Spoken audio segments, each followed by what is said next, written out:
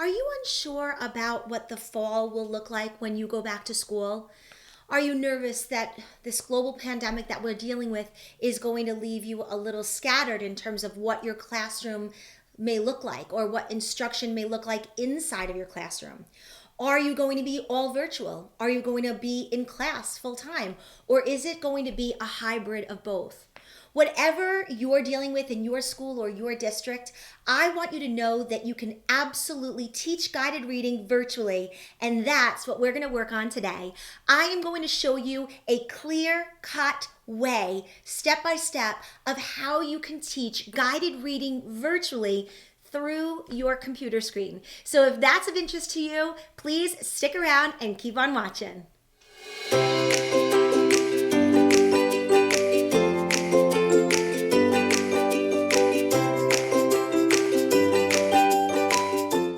Hey there, if you're new here, my name is Anna DiGilio. I was a primary teacher for 23 years, and on this channel, I focus on helping teachers really improve their craft with tips and strategies that I've used in my own classroom for years and years and years. So welcome, and if you're new here, please click that subscribe button and that little bell next to it so that you are alerted every time one of my new videos go live.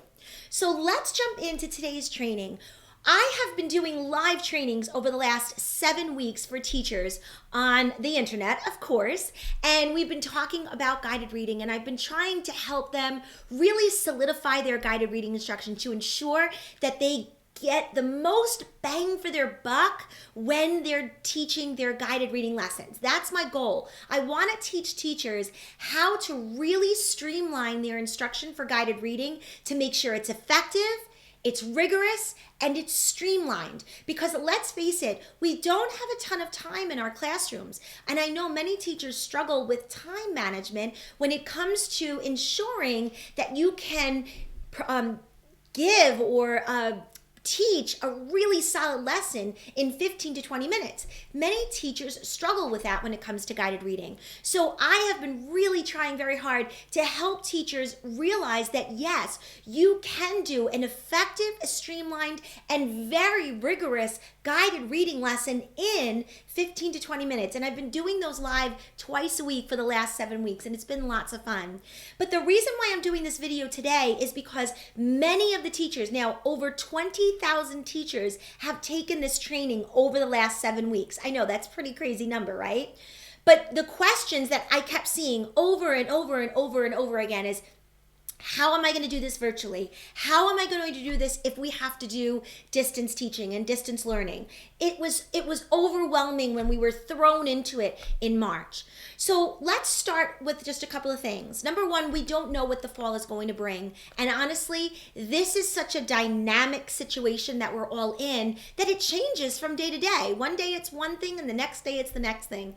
And you can start your school year inside of your classroom, and then all of a sudden, boom, something might happen and you're now teaching virtually for the rest of the semester, or maybe even the rest of the year. Unfortunately, we just don't know. But I do have to say that I think the most important thing is that we're prepared for whatever lies ahead, whether it's in class or virtual, or a hybrid of both. So today what I thought would be really helpful is to supply you with some tips and strategies and tactics and ideas to help you when it comes to teaching virtually. So that's what we're going to dig in today. So we're going to dig in and get started. I have tons of notes in front of me because I want to make sure that I don't forget anything. So you might see me looking down at my notes because I want to make sure I touch on everything. So I'm going to be talking a little bit. I'm going to be showing you some videos. I'm going to be showing you some PowerPoint slides that I have. So I'm going to be showing you different things that you can bring into your virtual teaching that will hopefully help it be a little bit easier for you, a little bit easier to transition into virtual teaching. Now, let's face it, my friends, you are teachers, you are rock stars. You went from teaching in your classroom to teaching virtually overnight. And I know it was stressful, it was overwhelming. I'm sure there were many, many tears involved, but I want you to know that if you're prepared for what could possibly happen in the fall, that will put you at a whole different comfort level because you'll be prepared. So let's jump in. So the first thing I want to talk to you about is that you need to create a very consistent, structured, and streamlined plan to meet with your guided reading groups virtually. That's the first thing. Now let's talk about what I mean by that. Number one, you should meet at the same time and on the same days every week. One of my suggestions is that you meet live with your reading groups 2 to 3 times a week. Now, let's face it, you have other things you're going to need to teach. If it were me and I was teaching virtually, I know that I would spend 90% of my time teaching reading and math, and I would integrate science and social studies in my guided reading instruction. So I'd bring in those nonfiction books on social studies topics and nonfiction books on science topics, which would allow me to cover some of those science skills and topics that we need to cover. That's how I would do it. I would also teach writing through my guided writing instruction, but you also might need to teach other writing lessons based on true writing skills and strategies, whether they be opinion writing, expository writing, or narrative writing. You may need to do that as well. However, I feel like you could really integrate that writing into your guided reading lessons as well. Now, let me preface, is any of this going to be easy? No. Doable? Yes. We just have to show ourselves some grace when you do teach virtually.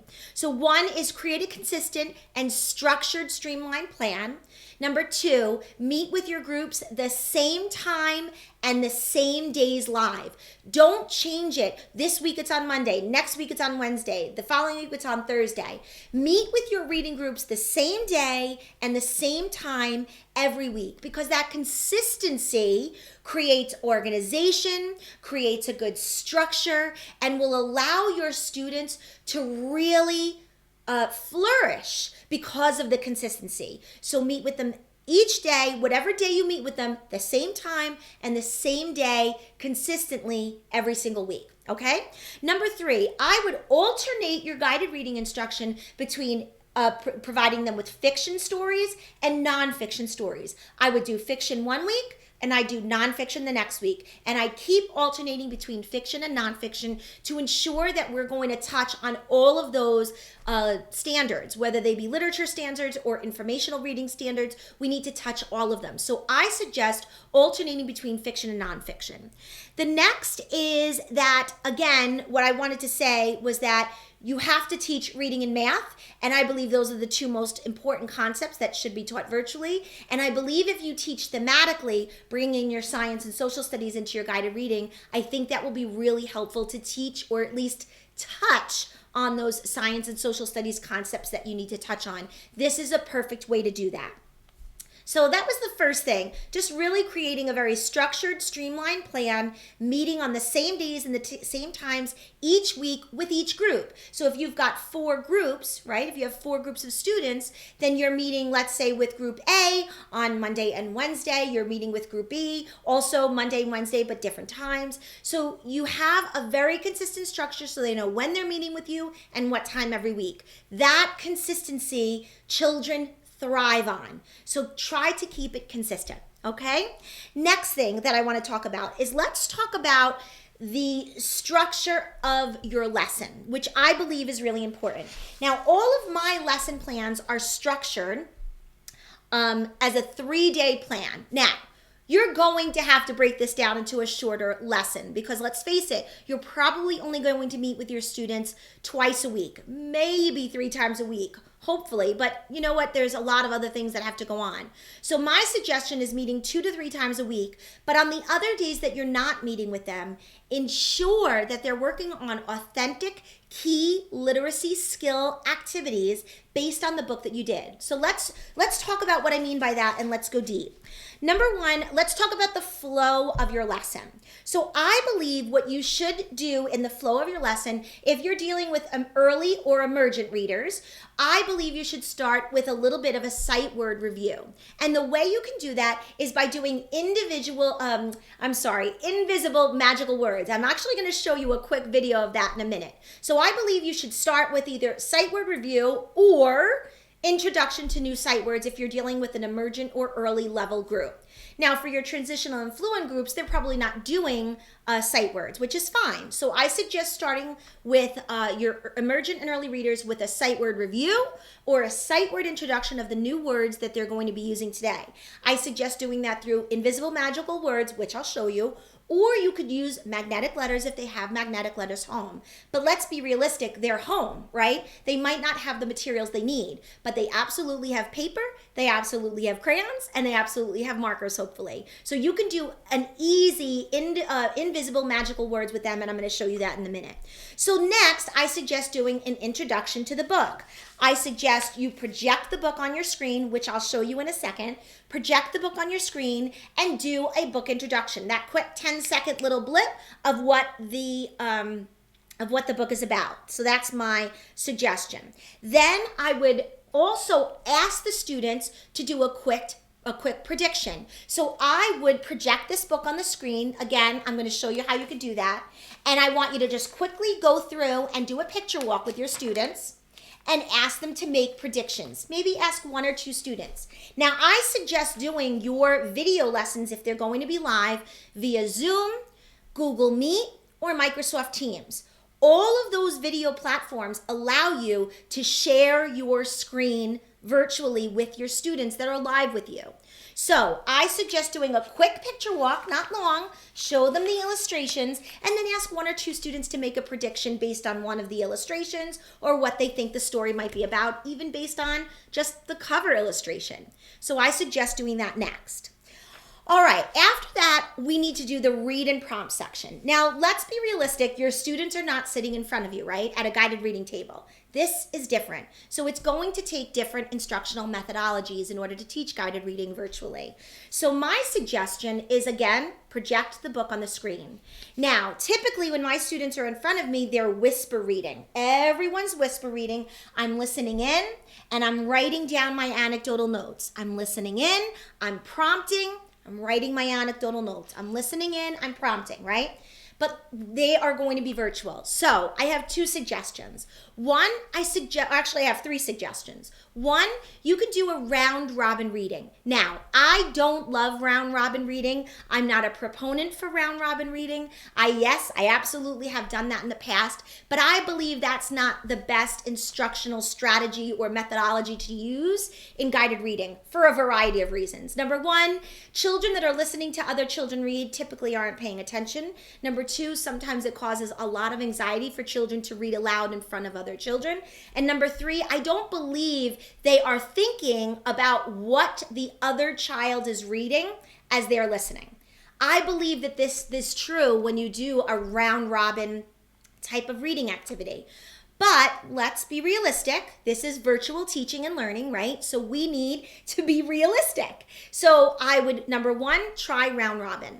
Number 2, you could do a choral reading. Choral means they're all reading at the same time. And again, the book is projected on your screen. And again, I'm going to show you that in a minute, okay? So I'm going to show you all of this in a minute. So project the book on your screen, you're turning the pages on the screen, and they're choral reading. So that's the second option. Or number 3, this was actually something that one of my teachers shared when I was teaching live the other night. What she said that she did is that she was using Zoom and she put all of her 6 students that were live in Zoom in their own breakout rooms. There's something called breakout rooms in Zoom, which means the people or children, in your case, that are in your Zoom room, you could put them in their own rooms so they're not with other children. They can't hear other children. They're not with other children. None of that. They're actually in their own little Zoom room. And then they can read out loud so none of the other children hear, and you can pop in to each room to listen to the children read.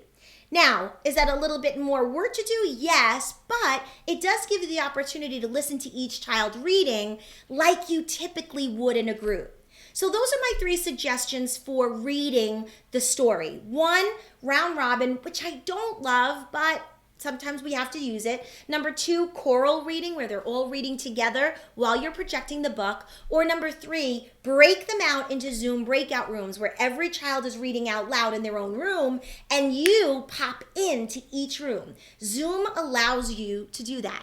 So those are my 3 suggestions when it comes to reading aloud. So I would suggest trying these 3 instructional techniques or methodologies and see what works best for you when you're teaching virtually. So that's the next part of the lesson where every child is reading, and maybe you're prompting when they get stuck on a word, or they're having a decoding issue, or maybe they're not using a strategy, or maybe you want to teach a strategy that you want them to use. Maybe using lips the fish, or eagle eye, or flippy dolphin, or whatever strategy you want those students to practice using, you can bring into your teaching of the strategy, because we want to do some strategy teaching as well. So you can do that next. After the story's done, I suggest you offer a discussion prompt. So bring up a discussion prompt, ask a question based on the story, based on a comprehension skill. So whether it's retelling or sequencing or problem and solution, character analysis, inferencing, making a connection, whatever comprehension skill you want students to practice or think about or work on, use that by giving them a discussion prompt. So you offer a discussion prompt, and now each child can answer the prompt. You can ask the children to write their answers. That, I believe, would take a little bit longer, but I think the discussion part is important. So maybe every child gets to share what they're thinking based on the discussion prompt. So that would be the next part of your lesson. Then I believe the last part of your lesson should be a word work instruction. So I believe next you should now do some type of explicit phonics instruction based on a phonics skill you know that particular group needs to work on, or that particular group is struggling with, or based on the assessments that you gave, you know that a couple of children in this group are having difficulty with initial digraphs, or they're having difficulty with magic E words, knowing that vowel is long. Whatever the skill is, I suggest doing a making words activity. Now that can be given to your students with printable letters that you give them and they print out at home. You can do this on a Google slide, which I will show you next. I'm going to show you how you can do this all digitally, or you can give them a printout and they can move around the words, and you can say, let's make the word art. Art. I like to make art. So they would take these letters and make the word art, and then you'd say, let's change the word art to the word cart. Make the word cart. So we're doing explicit phonics instruction on a specific skill. My next word would be dart. Let's change the word cart to dart. So you see, what am I working on right now? I'm working on R-controlled vowels, that bossy AR, right? So making words lets you do explicit phonics instruction during your guided reading lesson. Now, this is what I suggest to be your day one's lesson, right?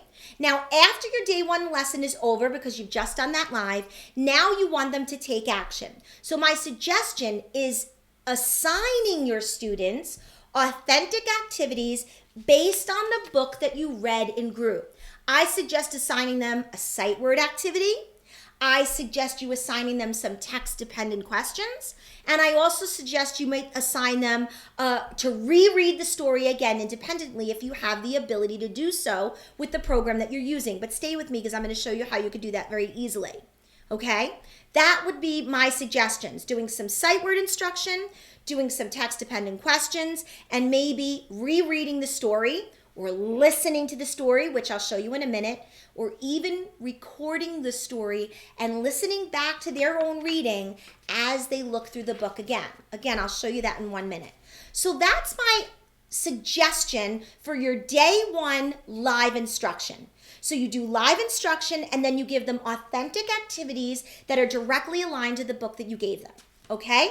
Now, let's talk about day two's lesson. Now, day two's lesson, again, you can do a new book. I believe that you should continue with this book, because I think you need to dig deeper into this book, do more skill work on comprehension, and also do a guided writing activity based on the book, just like you would be doing in your classroom. So, day two, again, it's a consistent time and a consistent day for your day two live instruction. I suggest teaching 2 new sight words or possibly 3 new sight words. Maybe the sight words were in the book, and you can do that through invisible words. I'll show you that in a minute, okay? Number 2, we're going to, again, read the story again. They're going to do a second read of the story. You're going to project the book. They can either go into Zoom breakout rooms, or they can choral read, or you can do round robin, your choice. But remember, this isn't a cold read anymore. This is now a warm read because they have already had experience with this book. So you decide how to best listen to your students read the story the second time. Then offer a new discussion prompt for your students. Let's have a discussion that's related to a different comprehension skill. Then I suggest doing some type of a comprehension lesson, something related to the book. Now, for this particular book, you can do a retelling using the somebody wanted but so then structure. Perfect. Again, these are easy activities you can do using a simple whiteboard, right? So you can teach these skills. Let me get my whiteboard out. You could teach these skills live using a whiteboard, right? And then teaching students how to do the retelling. You know, somebody, and you're going to talk to them about it, right? Who was the child in the story? What was the main character? Who are we talking about in the story? Help them by showing them on your whiteboard. And again, I'll show you that in a minute. So you could teach the comprehension lesson and then have them do a guided writing activity, whether you provide the printable for them to print out at home and then do the guided writing, or provide the guided reading in a Google slide for them to do. You can do that as well, all right? So that's what I suggest for you to do for day 2's live instruction. Again, you want to give them a take action homework. So after you finish your day 2 live lesson, I suggest you tell them to listen to the story again, if you have that capability, but stay with me. And again, if they didn't record themselves the first time, I suggest they record themselves reading and listen back. Number 2, do 2 more text-dependent questions where they're doing written answers to them. And number 3, assign a new book to them. Assign a book to them that they can do independently on their own for the next day or 2 if you're not meeting with them live. We want to keep our students reading. It's so, so, so important.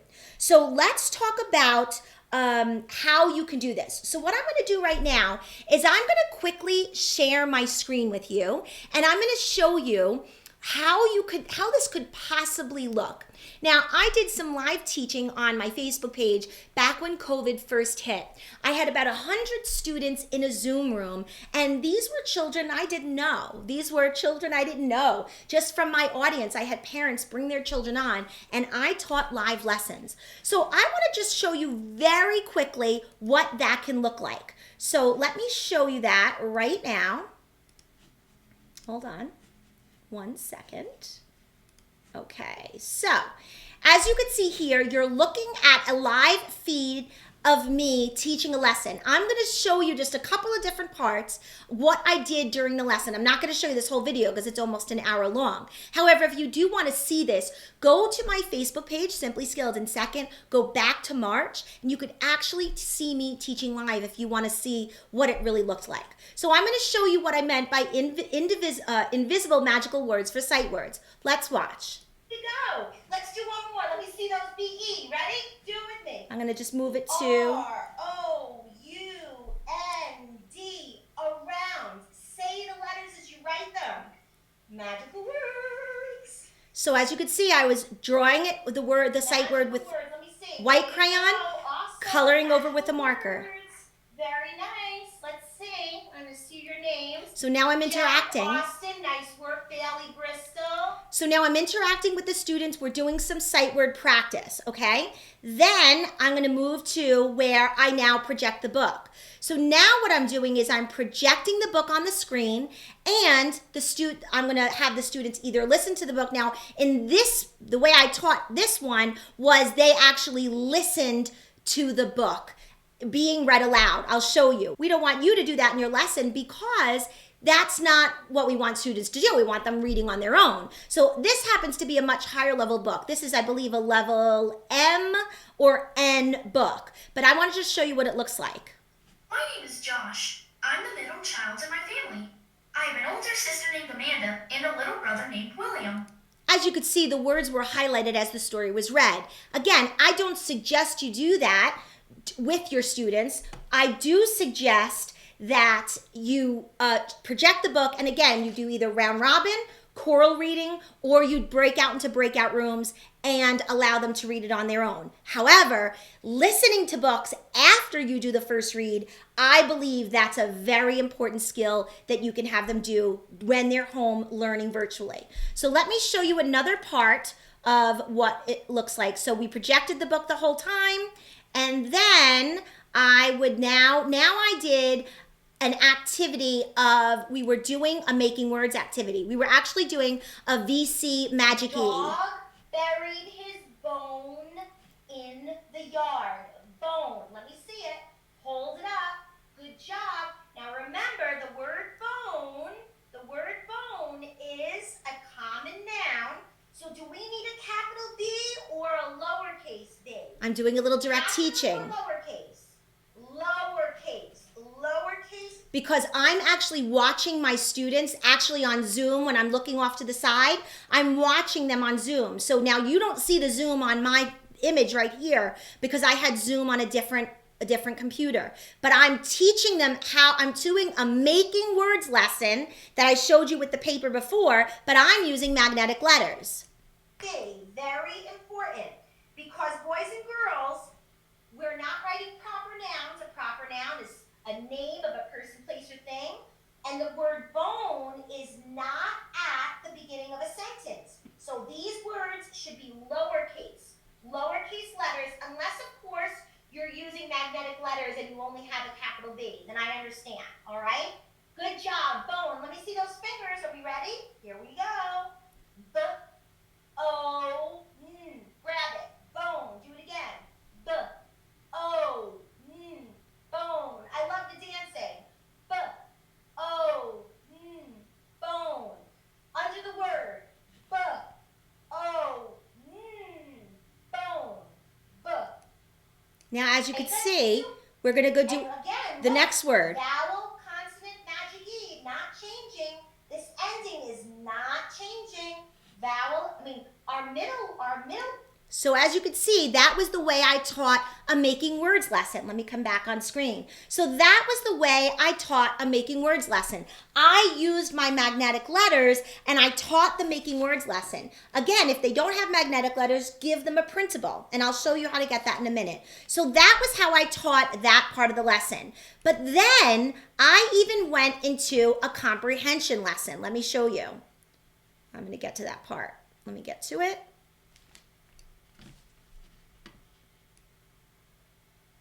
So here I was teaching character traits. Tell me why the character was that character trait. So we said he was kind, he was confused, he was helpful, he was compassionate. All good words. Let's talk about William Tell. Uh-oh. Oh boy, William Tell. Let's think of some words to describe William Tell. Uh-oh. Here we go. Who wants to share? So as you can see, we were working on character traits. So I asked students to share character traits of characters. Now we were going into William Tell, who was the main character. I might have been doing those things sometimes. So I want to show you what we came up with.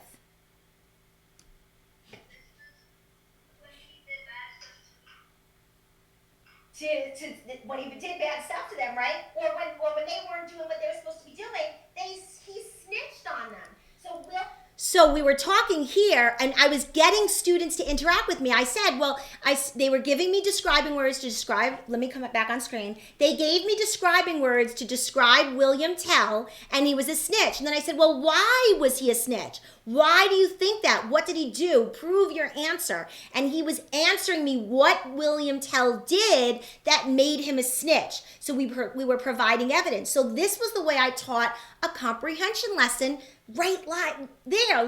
And I was working with children I never met before. These were perfect strangers that joined me just because I have a very large audience of teachers that had children at home, and they brought them on live. And it was so much fun. And then, let me just show you what I did.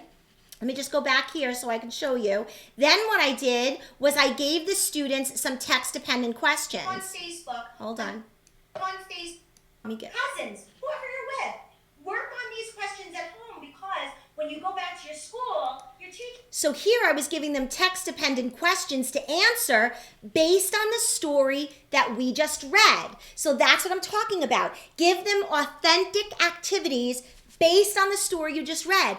Again, now these weren't even my students. I was just doing this live because everyone was thrown into virtual teaching and learning overnight, and I knew that that was a problem. So I wanted to go on live and try to be as helpful as I could. So I just started doing some live teaching. So you can again see these on my Facebook page called Simply Skilled in Second. Now, let's talk about a couple of other things. What I'm going to do right now is I want to take you inside of guided readers so you can see what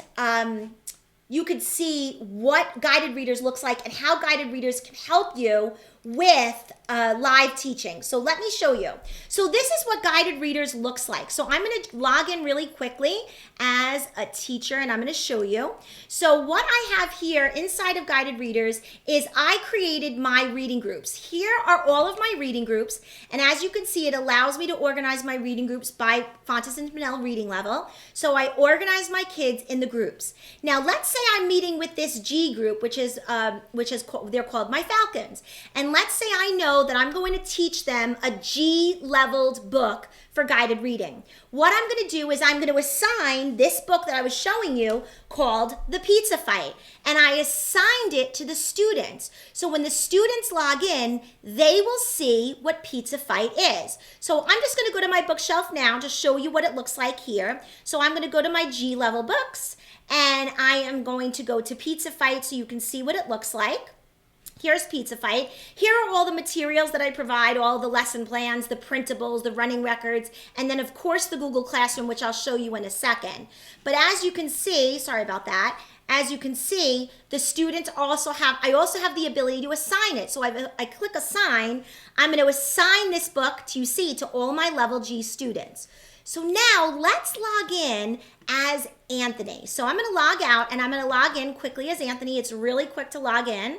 Or I'll log in as John. He's in my G group. I gave him a 2-picture password, and let's log in. Now, as you can see here, Pizza Fight was assigned. So he will click read. Now his interactive digital reader opens. Now here is where he could read the book. He starts to read the book on his own independently, like I want them to, right? This is also how I can project the book during our live instruction, right? So either they can do it, now this is where they can do it on their own at home, and this is how I project the book. Now again, they can listen to it. Me too, said Ted. Get one with hot peppers. So after they meet with you and you want them to, again, do authentic activities, guided readers can help you with that. Here's the record button. Watch how simple it is. Me too, said Ted. Get one with hot peppers. That sounds awful. I like something simple. How about pepperoni? Said Alvin. Now let's say they finish the whole book. They click stop, they click upload their recording, and now they can listen to their recording and you can listen to their recording. So let me just show you what it looks like when I get to the right page, because we went on a different page. This was the one I did, so watch. Me too, said Ted. Get one with hot peppers. That sounds awful. I like something simple. How about pepperoni? So as you can see, the child can listen back to their own reading. And again, I can now listen back in my teacher portal. So if I log out of John's account, I go back to my teacher portal and I log in, I am going to be able to see John's reading. Let me just get back in there. Hold on one second.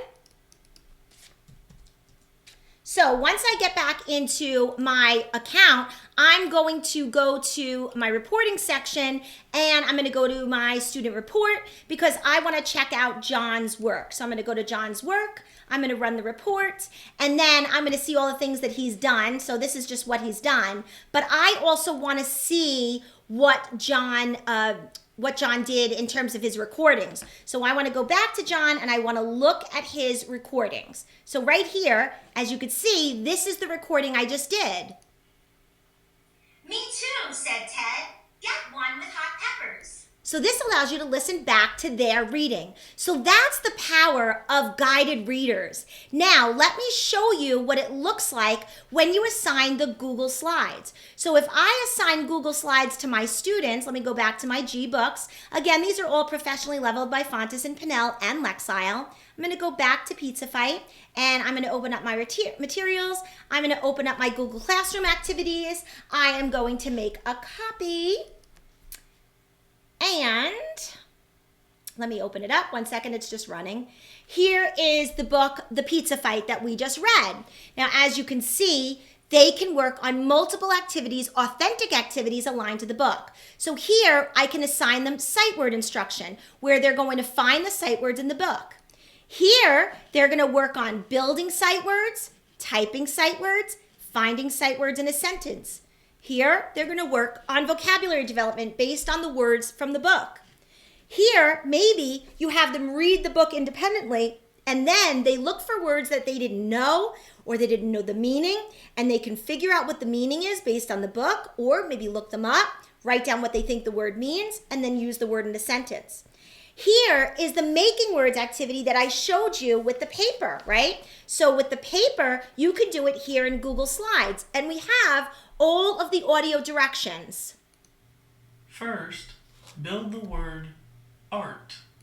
So there's that word. Remember, we did art, and then we did, I think it was cart. What was it? Oh, we did art, cart, and dart. So they're going to build the word art, right? And then the next word they're going to listen to is the word cart. Now, they could either be listening to you do this, or they could listen to you do this, or they can listen right here on the Google Slides, because all of the audios. And then the next word was dart. A cart, please. Next, build the word dart. So they could either listen, and you can assign this to them independently, or you can do this with them as a teaching lesson that I talked about. So this is the way guided readers can help you. Then, of course, here is our summarizing comprehension lesson. So this is where the students can now type their responses when you teach this lesson. And here are all the text-dependent questions that we talked about right here. So this is where they're going to type their answers to answer the text-dependent questions right here. And we read the questions out loud for them, just in case they have trouble reading them. And we also provide audio directions. So this is how the Google Slides and guided readers can help you meet the needs of all of your children during distance learning and virtual teaching. You just have to have a streamlined plan and days and consistent with your days and your time, and make sure it's consistent every time. Do the same thing every time you meet with them live, because the consistency they will thrive on. And make sure you have a program like Guided Readers where you can project the book, assign the book, and then they can record the books, they can listen to the books, they can do their authentic activities with key literacy skills like sight words and vocabulary, text-dependent questions, guided writing, explicit phonics instruction with making words. These are all things that can be done digitally and virtually. So just create a plan before school starts on how you can meet the needs of all your learners. And Guided Readers is here to help you with that. Now, I want to show you just one more thing. I want to show you this. Now, many teachers said, well, how am I going to assess? You can very easily assess your students using a video platform. This is me assessing one of my little students. She's actually my niece. I was assessing her, and I wanted to see where she was because her parents were a little concerned about her lack of progression in reading. So I met with her because, again, it's the middle of COVID. I couldn't meet with her in person. So I've been doing this on live with her. So I did an entire sight word assessment. I just want you to see it just so you could see what it's like. Here. Okay, Alyssa, are you ready? Mm-hmm. Okay, so I want you to read these words out loud as you see them on the screen. Okay, sweetie? we go. What's this word? The. And.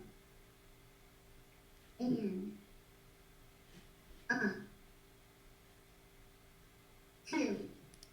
Okay, So you get the idea. You could see I did a quick sight word assessment. I actually did the first 205 words with her, and it gave me so much information to share with her parents, and then I assigned authentic activities within guided readers to have her do. Now here is me doing an actual assessment, a reading inventory assessment with her. I projected a book.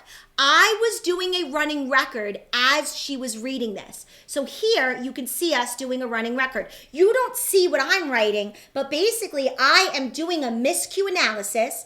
Then I asked her comprehension questions, and then I had her do a retelling. So watch. are you ready? Mm-hmm. Okay. You can start. Her is my doll. It is smart. Good. Car Right. can sit can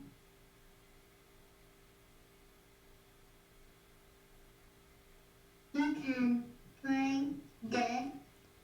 Now right there, I just wanted you to know, let me come back on screen for a second. Right there, she was really focusing on visual cues. She was looking at that picture pretty intently to figure out what that next sentence was. And then she did finally get it, but she was relying heavily on picture cues throughout this entire book. So I knew that I wanted to work on that with her. So let me just go back and show you a little bit more.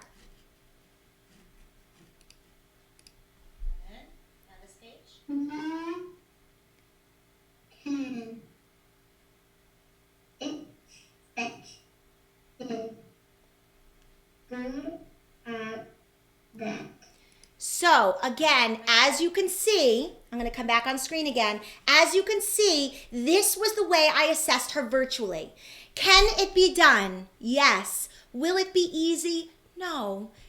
Let's be realistic. We are teachers. Nothing is easy when you're dealing with 7, 8, and 9-year-olds or 5-year-olds in kindergarten. Nothing is easy. Nothing. So if you think virtual teaching is going to be easy, it is not. So I wanted just you to know that number one, if you make a plan, you stay consistent with the days and the times that you meet with your students. You give them authentic activities after your live teaching, and you do it in a streamlined, structured way with a program that provides you every piece you need for their literacy development. These are the important things that you need. And I would love for you to check out Guided Readers, because Guided Readers can provide that for you. You could do your assessments right there on Guided Readers. Just do it virtually through a Zoom or Microsoft Teams or Google Meet. Again, easy, no. Doable, yes. Will it take time? Yes. But let's deal with the hand that we're dealt right now. We have no control over COVID-19. We have no control who is going to unfortunately be infected with this horrific disease. But we have to take the bull by the horns, figure out how we can do our reading instruction effectively, efficiently, and consistently. And with Guided Readers on your side, you can absolutely do that.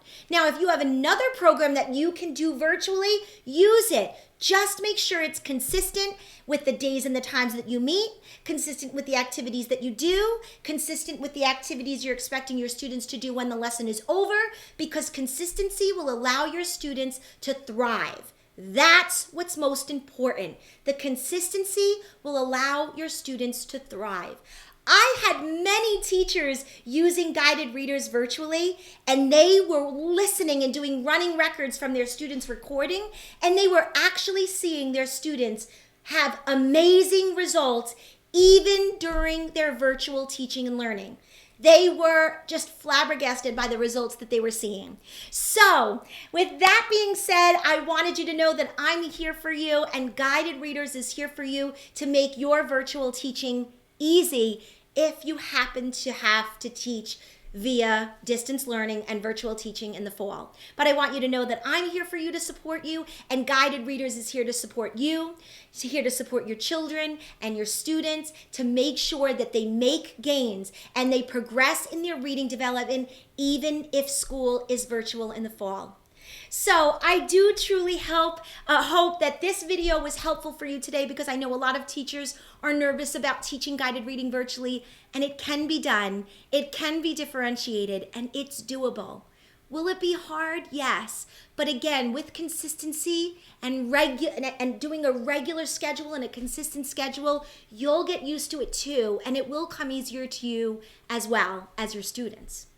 So again, I hope this video was helpful for you. Please remember to click that subscribe button and that little bell next to it to be alerted whenever my videos go live. And please write your questions below this video. I would love to help you. And if you have other questions about teaching virtually, write them below this video. I'm here for you. I'm ready to help you. I want to make your virtual teaching as easy and as streamlined as possible. So leave your questions below, leave your comments below. I want you to know that I'm here for you. So please check out Guided Readers. I am sure it will be a seamless transition into virtual teaching if you have to teach virtually in the fall. So thank you so much for watching. I hope you found this video helpful, and I hope and wish you have a wonderful summer. Thanks so much for watching. I will see you in the next video. Bye for now.